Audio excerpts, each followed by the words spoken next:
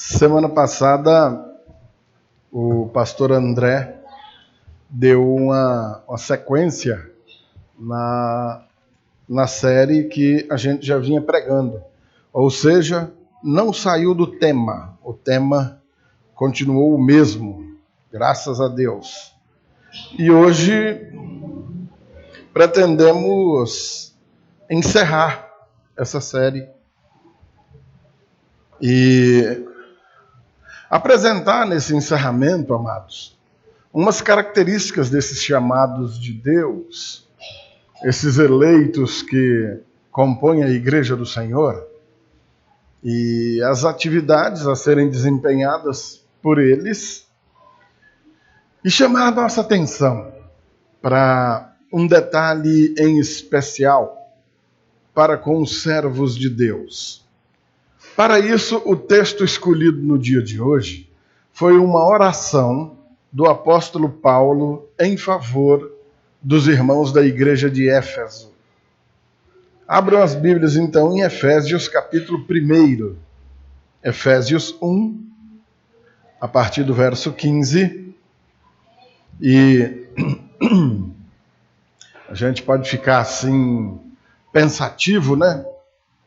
Foi uma oração que Paulo fez, então a partir de uma oração que foi feita é que a gente vai então desenvolver uma pregação?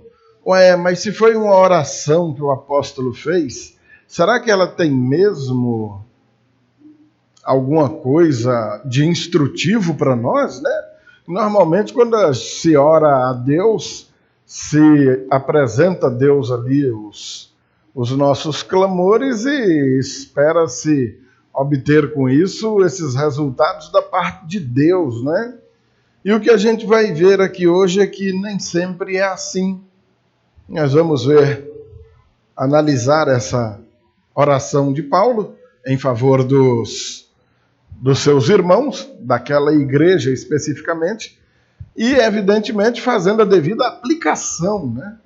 Afinal de contas, foi Paulo orando pelos irmãos da igreja de Éfeso no século I, e o que é que nós, aqui em União, no Piauí, no século XXI, temos a ver com isso, não é verdade? Então, se a gente não fizer essa aplicação, essa contextualização, aí fica bem complicado, né? Extrair a mensagem da Escritura Sagrada para nós. E nós vamos, inclusive, tocar nesse assunto durante o sermão, em virtude dessa, vamos dizer assim, dessa complicação para essa contextualização, pegar algo tão antigo e transformar em algo útil para os nossos dias hoje, algo em uma cultura tão diferente da nossa, e ainda assim extrair ensinamentos para nós hoje. Então é um desafio. E por conta disso, muita gente, muitos pregadores pelo mundo afora, têm pregado grandes besteiras, pretendendo estarem fazendo bom uso das Escrituras Sagradas, mas enchendo a cabeça do povo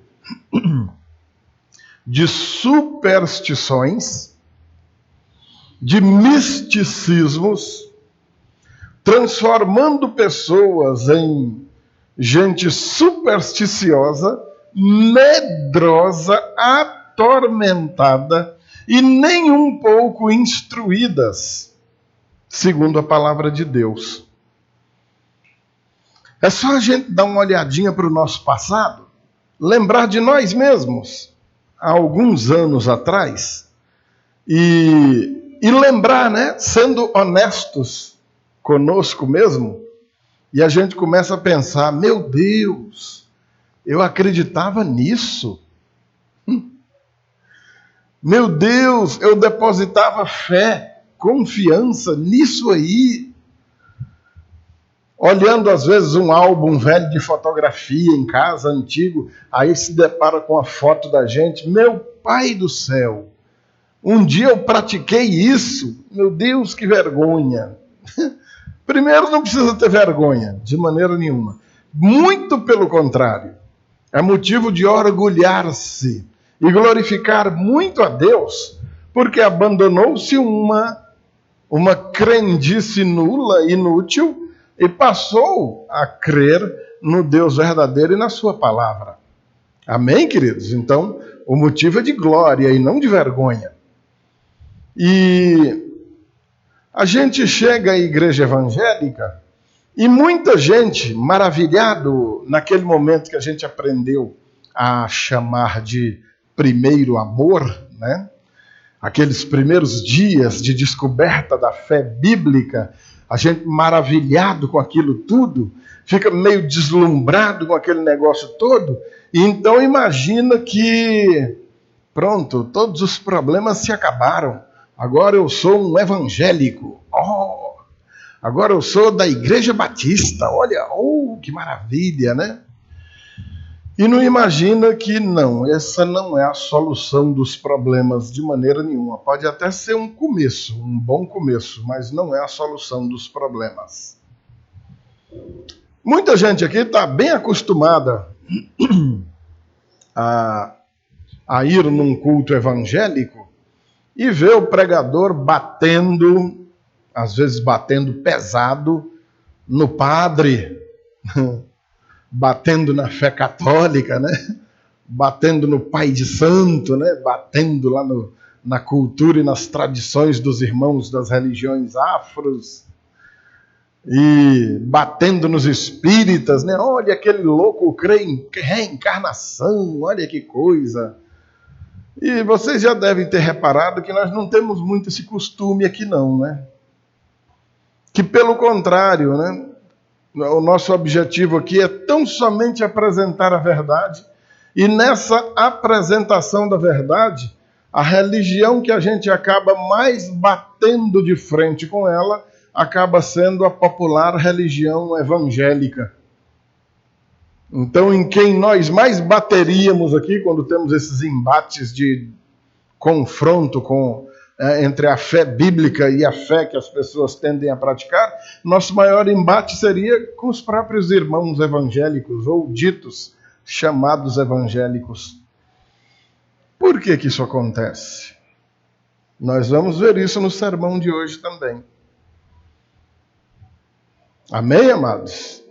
Meditem nessa pequena introdução e vamos começar a destrinchar o texto agora. Efésios, capítulo 1, versos do 15 ao 23. Diz assim: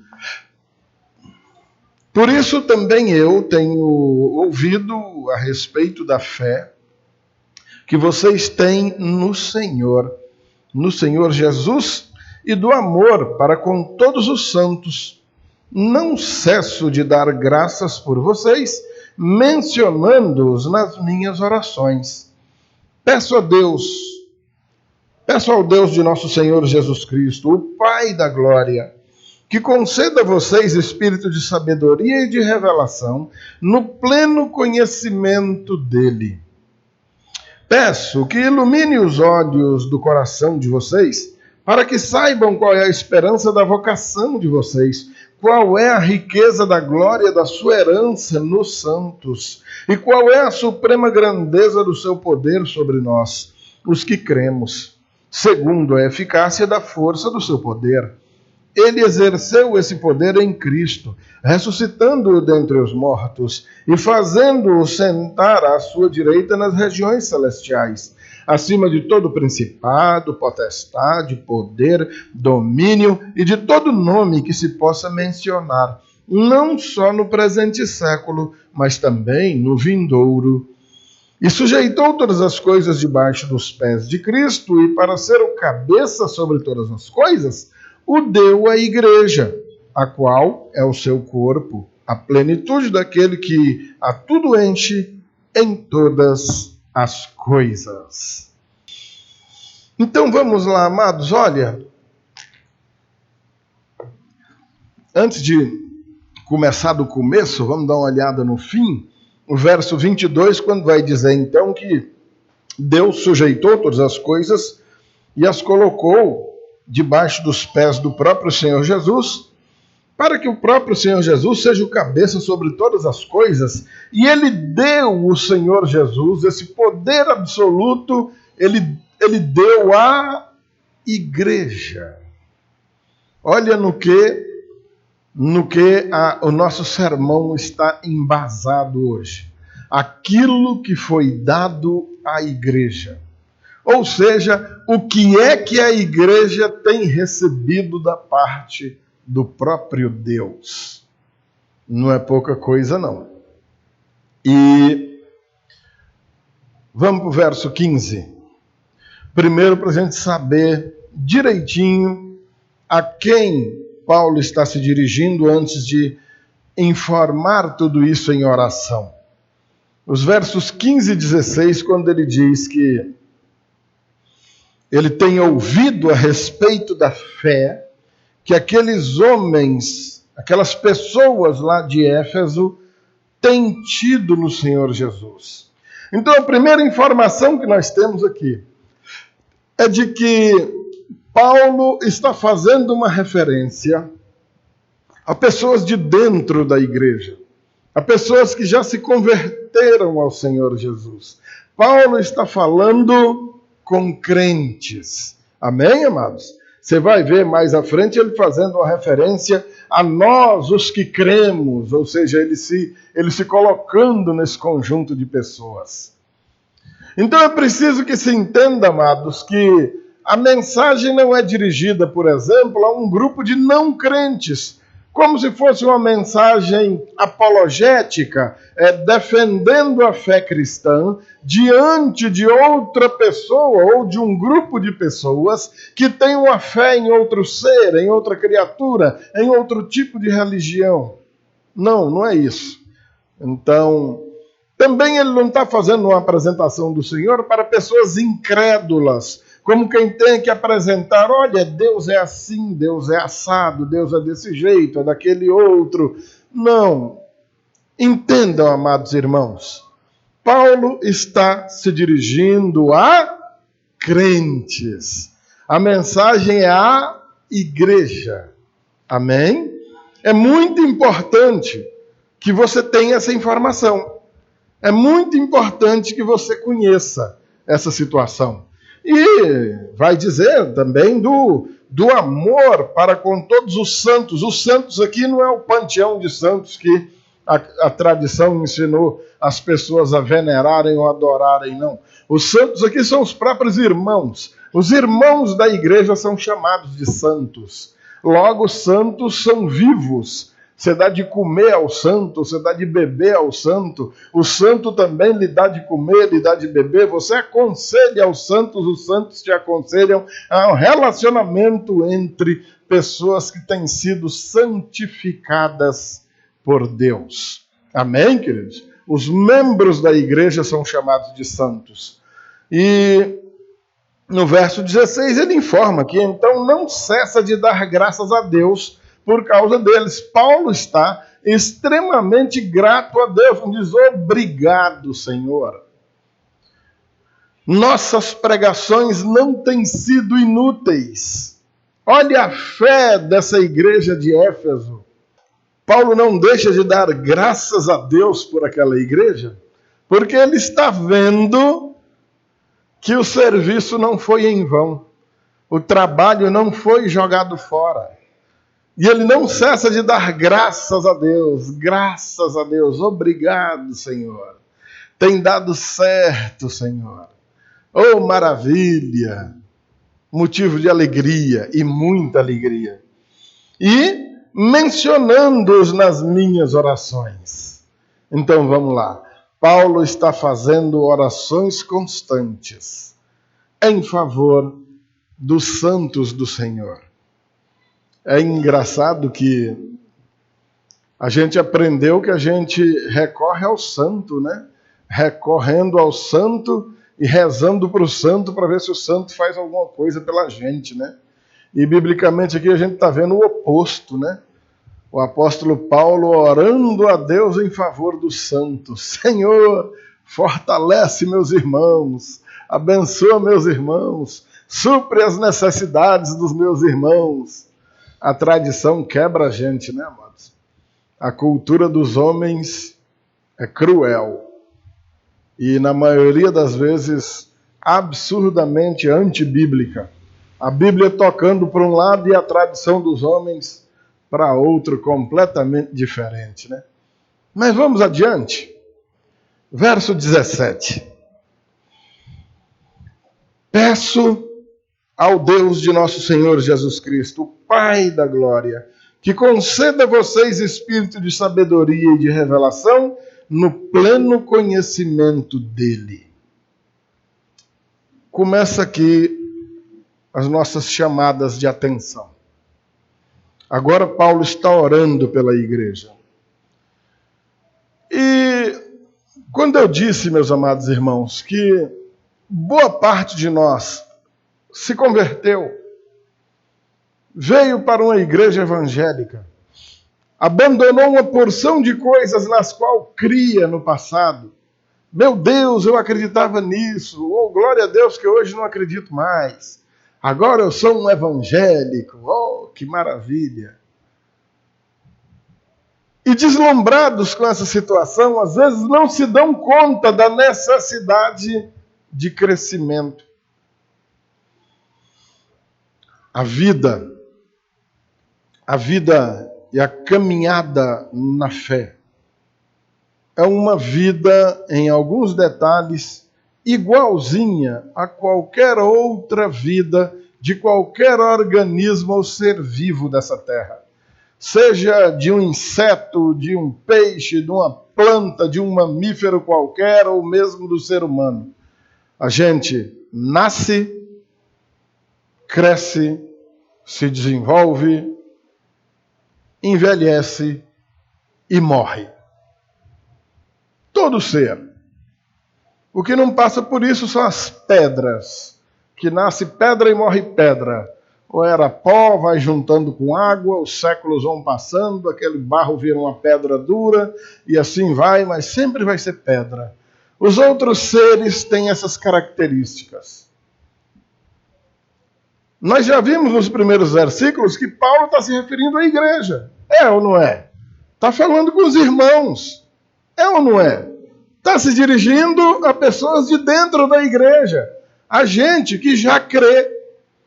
Não obstante, ele está informando que em oração está clamando por aqueles irmãos para que eles recebam da parte de Deus espírito de sabedoria e de revelação no pleno conhecimento de Deus. Ora, eles já não receberam alguma sabedoria? Abandonaram um punhado de cultos reprovados e agora estão prestando um culto legítimo a Deus? Levando em conta que ele está se referindo aos cristãos de Éfeso, por mais que essa carta seja uma carta endereçada a todos os crentes, é preciso entender que em Éfeso havia um templo enorme e um culto a uma deusa chamada Diana dos Efésios, a mesma Ártemis cultuada em Roma, e o culto dessa deusa, ou seja, praticamente a vida da cidade girava em torno do culto a essa deusa, essa Diana dos Efésios. Um culto regado a orgias sexuais, a prostituição, a muita bebedeira e toda sorte de feitiçarias. As comidas eram sacrificadas a ídolos, a demônios, por assim dizer. E entre os sacerdotes, que eram poucos, e as sacerdotisas daquela religião, que alcançava praticamente a cidade inteira, havia uma certa competitividade entre aqueles que se destacavam mais entre os cultuadores daquela religião. Então haviam mesmo pessoas que, segundo a crendice popular, eram poderosas no exercício daquela feitiçaria toda que eles estavam acostumados a ver. E Paulo está lembrando para aquelas pessoas que existe um Deus muito mais poderoso do que a Diana, que na verdade a Diana nem deusa é coisa nenhuma. E que esse Deus é verdadeiramente poderoso e que o poder dele não se compara ao poder daqueles feiticeiros e daqueles pseudo-sacerdotes daquela religiosidade de Éfeso. Estão entendendo, amados? Havia uma religiosidade naquele lugar.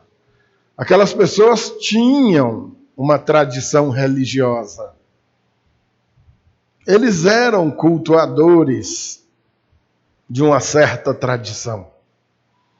Se converteram ao Senhor, abandonaram aquela coisa toda, se uniram à igreja do Senhor Jesus, mas estão ouvindo agora que tem alguém orando por eles, para que Deus, então, dê a eles espírito de sabedoria e de revelação do pleno conhecimento do Senhor. Mas o que vem a ser isso? Amados, o apóstolo Paulo certamente foi o maior expoente da teologia bíblica no primeiro século da igreja.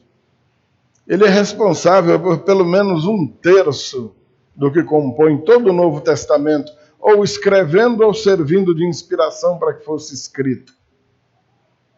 Ou seja, para qualquer um de nós, Paulo foi o teólogo mais, vamos dizer assim, destacado do século I.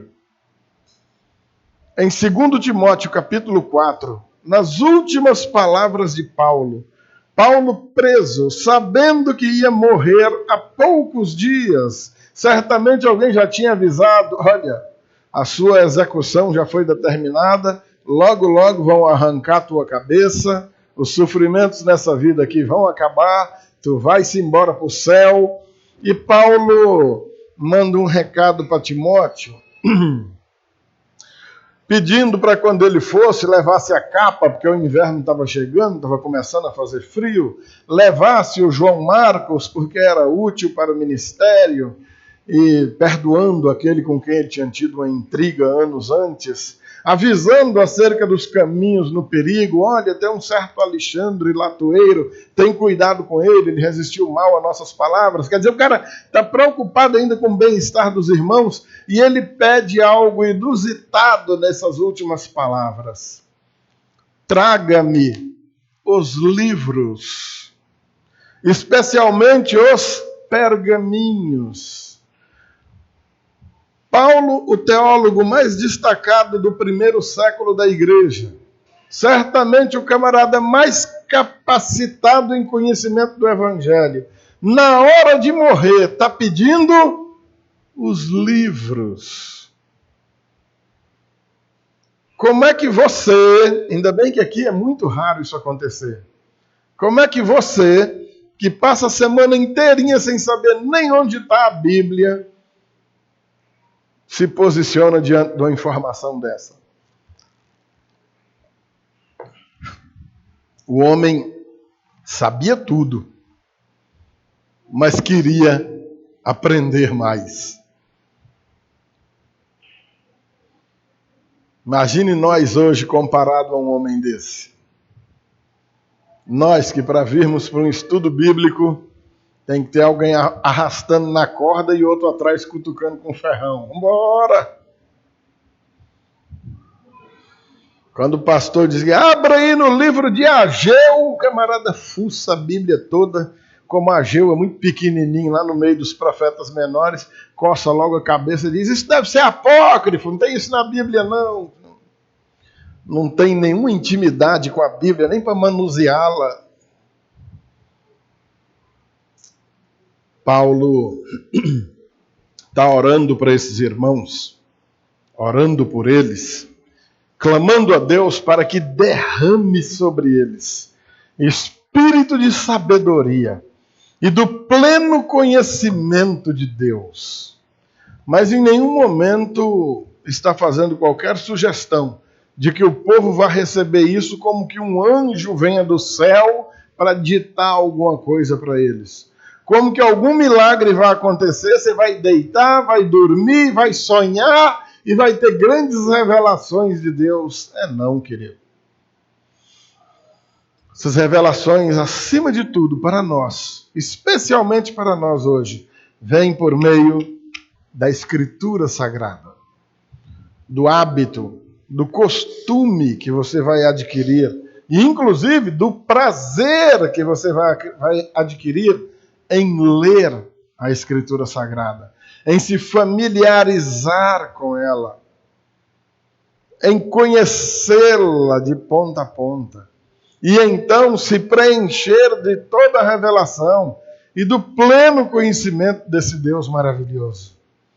Amém, querido? Amém, amado? Entenda que isso não é uma mensagem para o incrédulo. Quantas e quantas vezes você está lendo alguma coisa na Bíblia e de repente, olha isso aqui. Como é que o macumbeiro, diante disso aqui, ele ainda continua fazendo os despachos dele lá? Ué, meu irmão, isso aqui não foi escrito para o macumbeiro. Isso aqui não foi escrito para o camarada que está dando volta na cidade atrás de imagem de escultura. Isso aqui foi escrito para você, que é crente. Isso é revelação de Deus para crentes e não para incrédulos. Incrédulos não vão ter qualquer revelação da parte de Deus para compreender a Escritura. Se ele vai compreender a Escritura, a primeira coisa que vai acontecer nele é um milagre atribuído a Deus para que ele creia. Se você hoje crê, não atribua a você nenhum mérito, não. Você foi alvo de um milagre extraordinário de Deus. Ele fez com que você viesse a crer. Amém? Espírito de sabedoria e de revelação. É interessante, tem até uma ilustração boa. Em 1 Coríntios capítulo 2, versículo 6, Paulo diz que a sabedoria vem sendo exposta a homens maduros, a pessoas experimentadas. Ou seja, a pessoas que já tiveram um contato com o Evangelho, que já sabem o que é o Evangelho do Senhor Jesus. A sabedoria de Deus é derramada, acrescentada, acumulada, aumentada naqueles que já creem. Amém, queridos? Não vai acontecer de o camarada ser um incrédulo hoje e amanhã ele receber uma revelação tremenda e de repente em 24 horas ele se tornar a sumidade da revelação da palavra de Deus. Isso não existe. De jeito nenhum.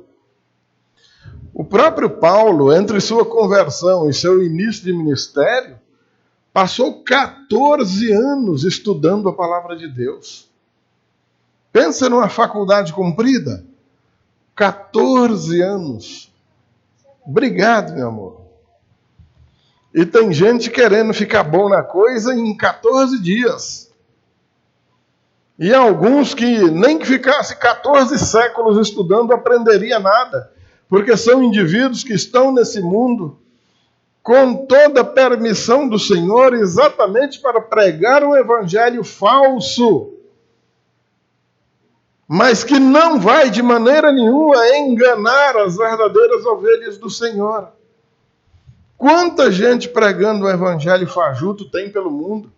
E as pessoas dão a elas toda a autoridade, e elas crescem em número, e elas crescem financeiramente, se tornam pessoas milionárias, famosas, detentoras de muita autoridade entre as pessoas, e por conta disso os homens tendem a acreditar em tudo que elas dizem. Mas estão pregando loucuras e não o evangelho do Senhor. Abram os olhos. No Evangelho de João, capítulo de número 10, o Senhor Jesus fala acerca de alguns que estão no aprisco do Senhor, mas não passaram pela porta. Pularam a cerca em algum lugar. As ovelhas do Senhor não ouvem a voz delas. Quem ouve a voz delas são ovelhas que não são do Senhor. As verdadeiras ovelhas do Senhor não seguirão o que lá no texto é chamado de impostor. Você sabe o que é um impostor, não sabe? Um enganador, um falso mestre, um falso pastor. verso de número 18, Paulo continua orando pelos irmãos. Peço que Deus ilumine os olhos do coração de vocês. Iluminados os olhos do vosso coração. Queridos, como nós somos seduzidos e enganados por aquilo que a gente vê ou escuta. Os nossos olhos batem em alguma coisa e imediatamente eles brilham. Puxa vida, aquilo ali é muito legal. Ou os nossos ouvidos escutam alguma coisa e a gente, puxa vida, grandes verdades. Mas não são. São grandes mentiras. Quem aqui já caçou um passarinho numa roça, pegar uma... Aqui a cultura é tão diferente. Lá no Goiás, por exemplo, numa roça de arroz, ajunta muita juriti, inhambu. Então a gente faz uma arapuca, a gente corta umas taboquinhas bem bonitinhas, não corta as pontas de qualquer jeito, não, que assusta. Faz bem aparelhada. Todo mundo aqui sabe que é uma arapuca? A gente tem a tendência de enganar bem a arapuca, deixa uns raminhos de folha em cima dela, exatamente para que ela fique bonitinha, para que engane bem. E o que a gente coloca dentro da arapuca para juriti, para inhambu cair? A gente coloca lá um cacho de arroz podre, uma espiga de milho azeda? Não. A gente vai atrás do melhor, bem bonitinho, e coloca lá para quê? Para enganar aquele bicho que a gente quer comer, né? Se você fizer aquilo tudo muito feio, você não vai pegar nada. Quem já pescou de anzol, que o povo aqui gosta de rede, né? Você pega uma isca, você embute ali a isca no anzol, fica um negócio lindo. Dá vontade até de morder quando você coloca lá, bem arrumadinho. Você lembra, Agostinho, nós lá na Serra da Mesa pegando tucunaré? A gente pega aquela piaba viva, com cuidado para a piaba não morrer, e isca ali de maneira que um negócio lindo, para botar lá o tucunaré vem e tá, e a gente pega, mas você iscar de qualquer jeito, fica um negócio feio, desarranjado, a ponta do anzol aparecendo. Eu acho que era por isso que tu não pegava nenhum. O que acontece, amados? Nas armadilhas que seduzem os homens pelos olhos, tudo é colocado muito bonito para te seduzir também.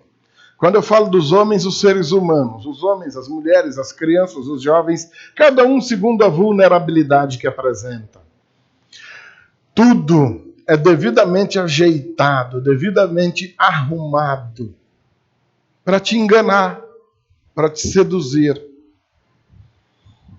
Quando Paulo diz que está orando para que os olhos do coração sejam iluminados, Paulo está fazendo uma referência clara aos olhos da alma, e não os olhos esses que a terra há de comer. Com esses, sem que estejamos devidamente abençoados e cheios do Espírito Santo de Deus, nós não vamos conhecer as coisas do Senhor nunca. De jeito nenhum. Paulo está orando para que Deus ilumine os olhos do coração desse povo, para que com a alma aconteça o milagre de compreender as coisas de Deus, porque para compreender com carne e osso é impossível. A palavra de Deus é loucura para os que se perdem. Não existe jeitinho, não existe tempero, não existe tapeação que eu faça para que a palavra de Deus seja agradável aos olhos das pessoas. Porque não é. Quando você ouvir alguém dizendo que o evangelho é lindo, oh, meu filho, não se anime não. Oh, mas a palavra do evangelho é tão bonita. Quando eu escuto, eu choro de emoção. Amado, é bonita quando você se converte. Mas se você não é um convertido e você está vendo beleza nisso, você ainda não compreendeu. A palavra que diz que você está condenado ao inferno. Você não pode ler e dizer, que coisa linda! Olha, eu estou condenado ao inferno! Que legal! A palavra que diz, perdoa a quem te ofendeu. Ame o teu inimigo. Você não pode dizer que isso é agradável, senão você vai estar sendo muito hipócrita. Você não quer amar o teu inimigo.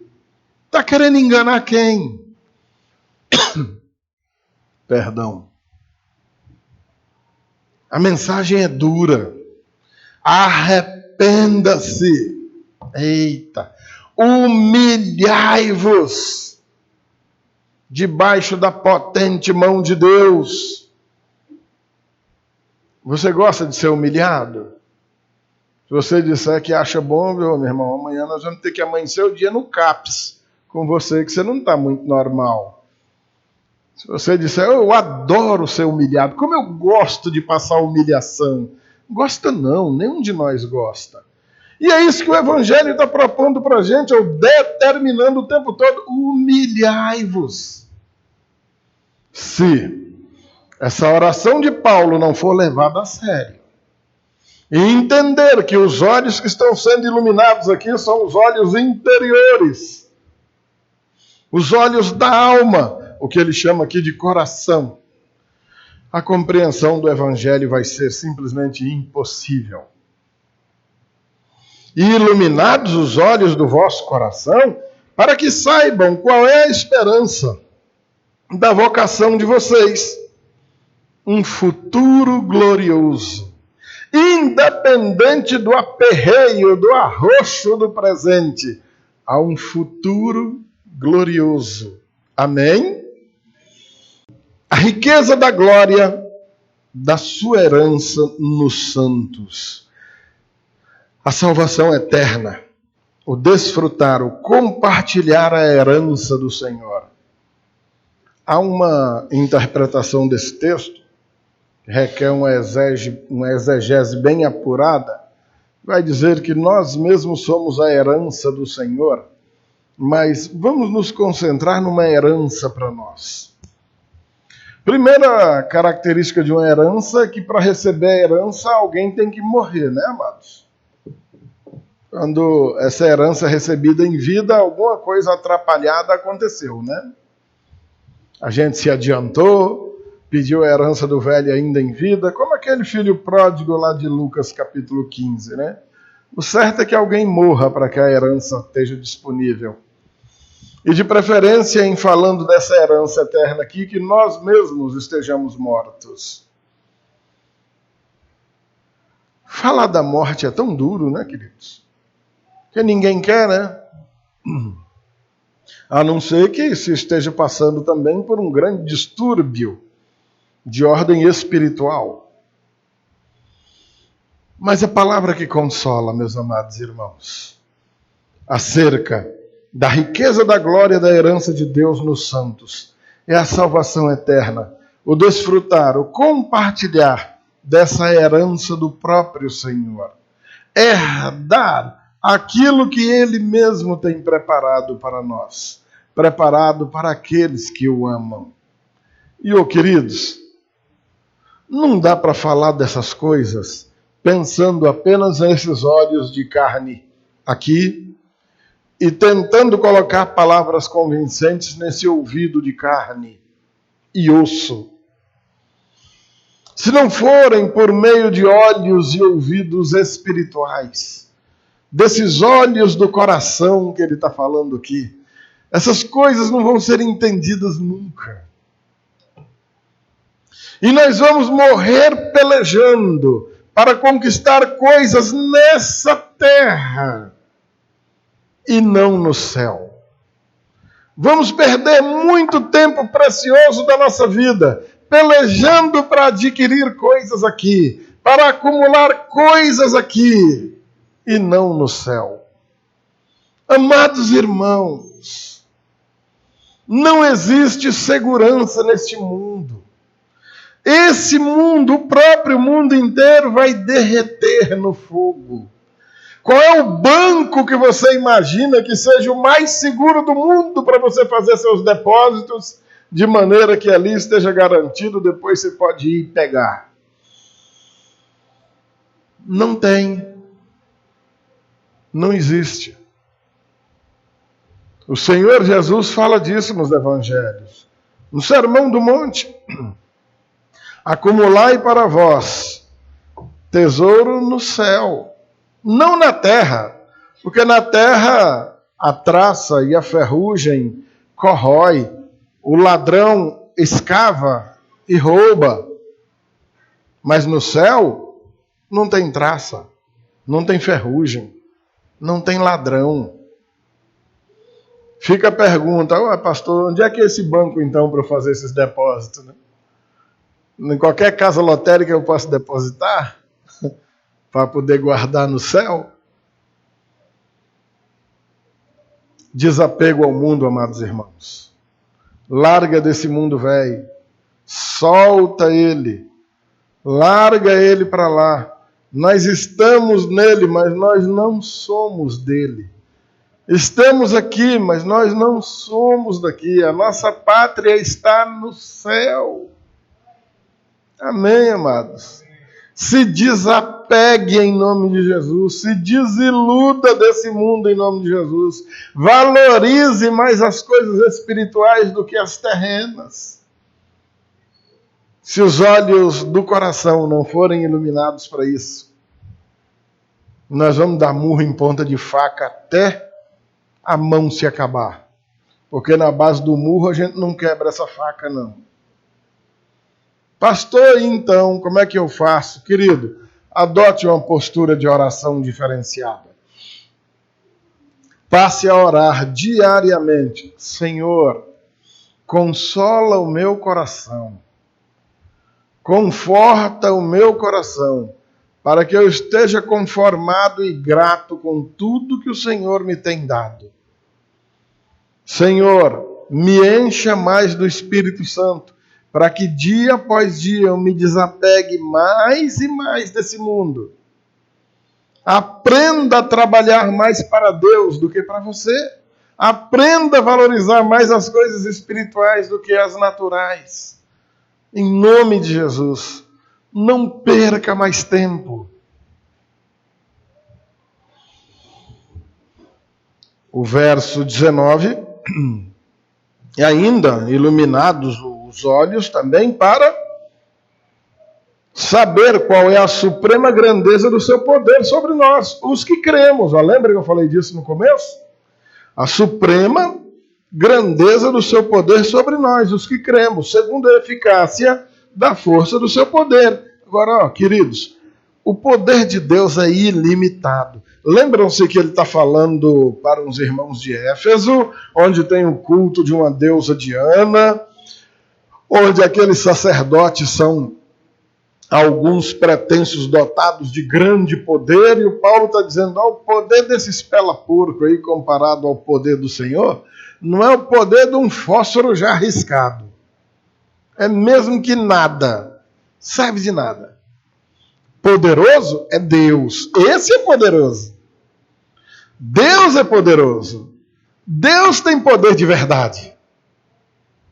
Amém? E, segundo a eficácia do seu poder, essa eficácia diz que ele não falha, ele não pode falhar, ele não erra, ele não se engana, ele não se atrasa. Deus é perfeito. Amém, amados? Algo que eles não viam naquela religião, naquela pretensa religiosidade daquele lugar. Paulo está apresentando um Deus poderoso que tem aquilo que é falho naqueles outros, Deus supre, porque em Deus não existe falha nenhuma. E ainda, verso 20, ele exerceu esse poder, olha só, em Cristo, ressuscitando dentre os mortos. Eita, queridos. Amados, algo que aqueles homens nunca tinham visto naquela religião deles. Alguém ressuscitar dos mortos. está sendo apresentado para eles agora. Nós servimos a Jesus, aquele que venceu a morte, aquele que derrotou a morte no nosso lugar, porque nós não poderíamos derrotá-la nunca. Jesus foi e derrotou. Amém? E ele, é curioso, querido, que esse poder é citado como muito mais impressionante, muito mais espetacular do que a própria criação do universo. Esse Deus que Paulo está apresentando para eles é o Deus que criou tudo e todos. E Paulo nem está fazendo citação a isso. Ele está citando algo muito mais poderoso, que foi a ressurreição dos mortos e a possibilidade de que nós vivêssemos também eternamente. A vida eterna dada a todo aquele que crê. Por quê? Porque esse universo que ele mesmo criou, um dia ele mesmo vai destruir. De que adiantava falar na beleza disso tudo, no esplendor desse universo inteiro, que esse próprio Deus que construiu vai desmanchar? Como nós vivemos enganados com esse mundo, imaginando que isso aqui vai durar para sempre, a gente é capaz de matar pessoas por causa de coisas dessa terra. Destruir almas pela ignorância de que não vale a pena brigar por nada disso. Tudo isso está sendo entesourado para o fogo. Tudo vai se acabar. Tudo vai para os ares. A alma, sim, essa dura eternamente. Essa é eterna. O fogo não queima. A morte não mata ela de novo. Isso é mais importante, Paulo está apresentando para eles. Olha, esse poder todo que eu estou falando desse Deus, esse poder inteirinho é o mesmo poder que ele usou para trazer a vida eterna, para derrotar definitivamente a morte. A morte não tem mais poder. Jesus derrotou a morte, ele ressuscitou para que todo aquele que nele crê viva eternamente também. Amém, queridos? E, além disso tudo, no verso 20, final do verso 20, ainda fez o próprio Senhor Jesus, depois de ressuscitado entre os mortos, sentar-se à direita de Deus nas regiões celestes.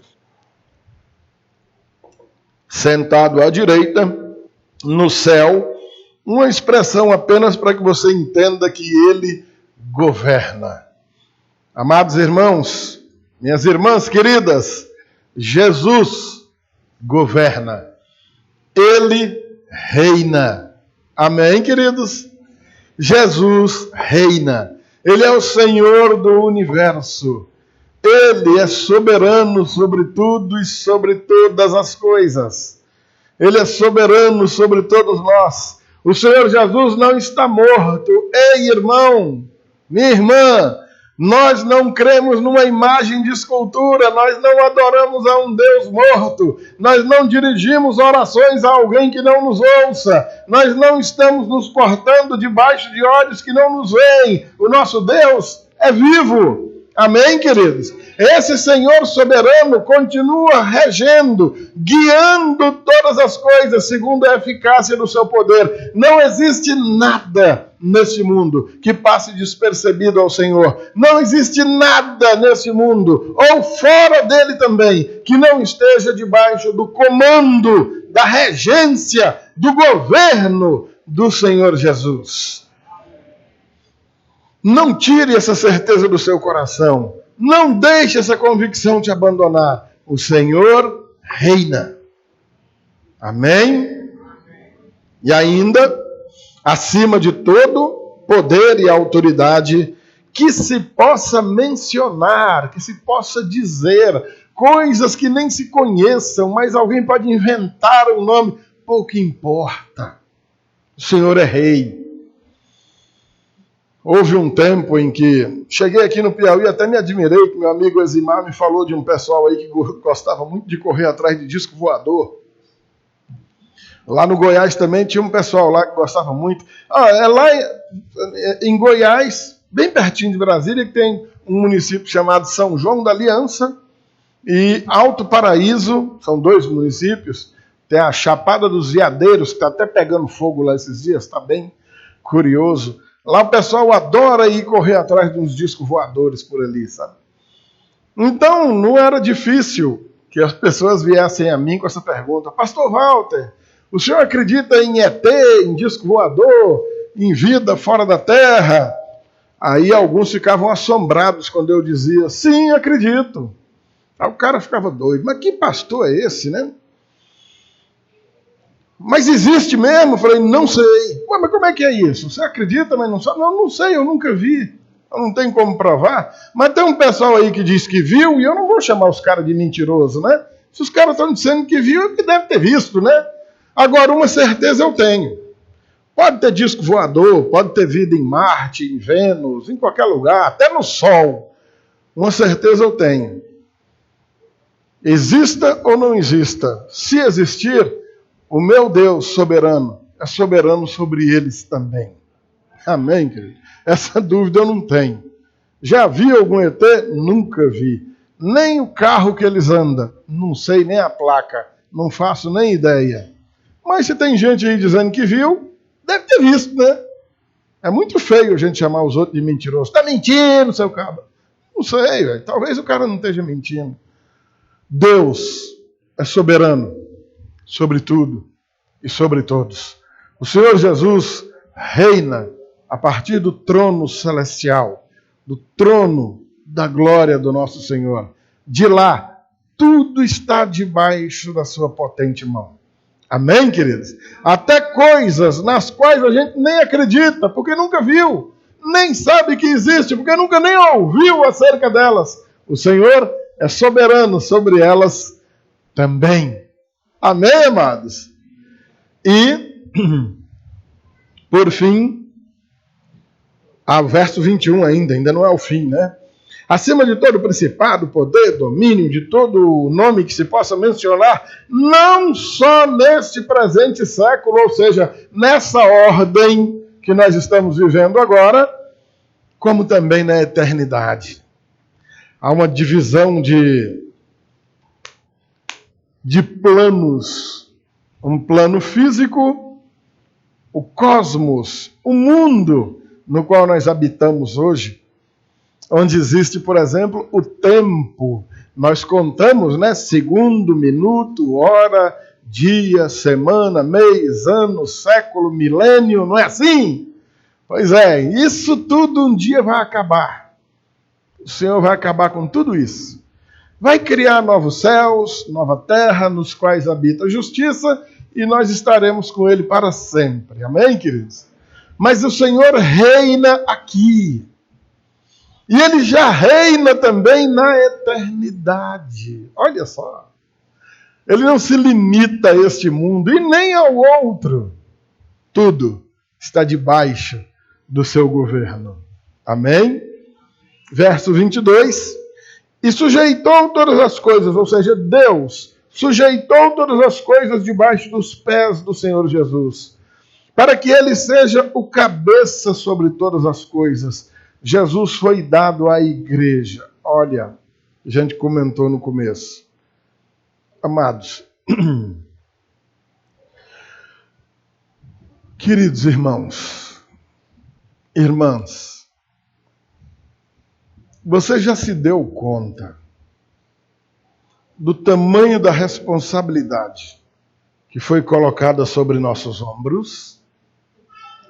Quando você foi chamado para integrar a igreja do Senhor Jesus aqui na terra, você se deu conta do tamanho do privilégio e também da responsabilidade que você recebeu?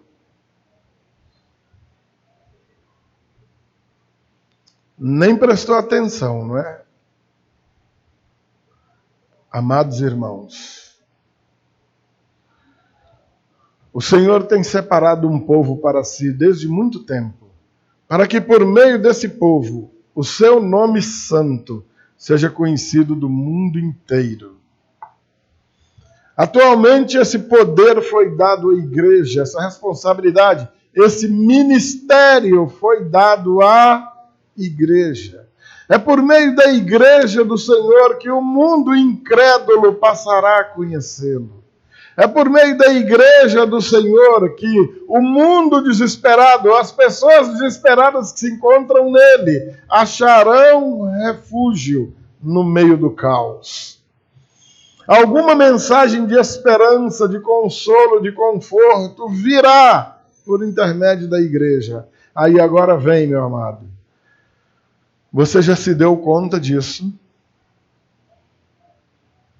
Você já se deu conta de que se você é igreja, você é corpo de Cristo? E se você é o corpo, existe uma cabeça que te governa, e essa cabeça é o próprio Senhor Jesus.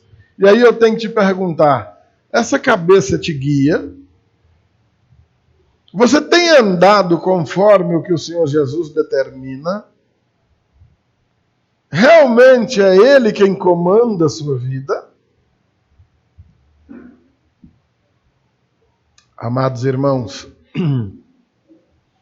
o momento é de muita introspecção. Para que você passe uma semana meditando nessas palavras e avaliando a você mesmo, julgando a você mesma. Qual é o tamanho, a relevância do serviço que você tem prestado à igreja do Senhor? Realmente, por intermédio de você, o mundo tem conhecido o Senhor Jesus?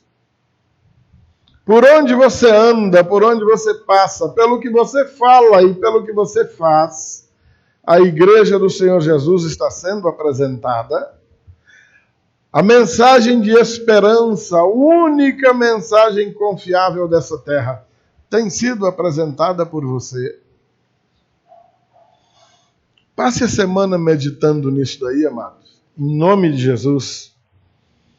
E dado à igreja, o qual é o seu corpo. A igreja é o corpo do Senhor. Amados, tem um monte de coisa que a cabeça adoraria fazer, né?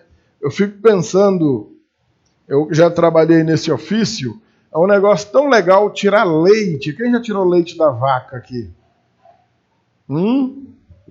Poxa, pouca gente, né? Pouco tirador de leite aqui. Só eu, Carlito, só 3, né? Tá bom. Pois é. Ah, a senhora também já, irmã Assunção? Tirar leite é um negócio muito legal, né? Por mais que a gente tenha a ideia, né? A gente gasta o braço, dói, né? Dói a gente tirar leite de muito, dá uma dor tremenda na mão, no braço. Você tiraria leite de uma vaca só com a cabeça? É claro que tiraria. Você mamaria, né? Mas se você mamando, ele ia servir para mim?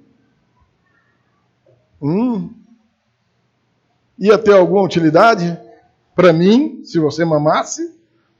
Não, pastor, eu puxava na boca e aqui dentro do copo o senhor tomava. É ruim, hein? Quero não. É preciso um corpo, uma mão, para realizar um serviço tão simples. E quantos outros serviços a cabeça comanda para que se faça, mas se os outros membros do corpo não fizerem, o serviço não será desempenhado? Amados irmãos, o Senhor Jesus é a cabeça, Ele comanda. É Ele que guia, mas é a igreja que executa. Se aquilo que nós estamos fazendo não parte da mente do Senhor Jesus, o que nós estamos fazendo ou é inútil ou é prejudicial. Ou nós estamos realizando um trabalho meramente carnal ou até um diabólico mesmo, maligno nesse mundo. Separa um pouquinho. Toma ciência de um punhado de coisas que as pessoas têm feito por aí, dizendo que é a igreja do Senhor Jesus, e você olha aquela marmota praticada e pergunta, Jesus fez isso aí? Jesus mandou fazer uma loucura dessa aí? E a resposta vai ser simples, não, Jesus nunca fez isso. E também nunca mandou fazer isso. Nem ele, nenhum de seus apóstolos. Então por que tu faz? Tu é louco, é? Tu não disse que é a igreja, que é corpo de Cristo? Se é o corpo, a cabeça está ligada a ele. Quem comanda é a cabeça. Mas Jesus fez isso? Fez não. Mandou fazer? Mandou não. E por que tu faz? Porque faz segundo a sua própria cabeça. E não segundo Cristo. Faz segundo o teu próprio enganoso coração. E não segundo o que Cristo determina. Irmãos, sejamos igreja do Senhor. Aquele corpo que age fazendo exatamente o que a cabeça manda.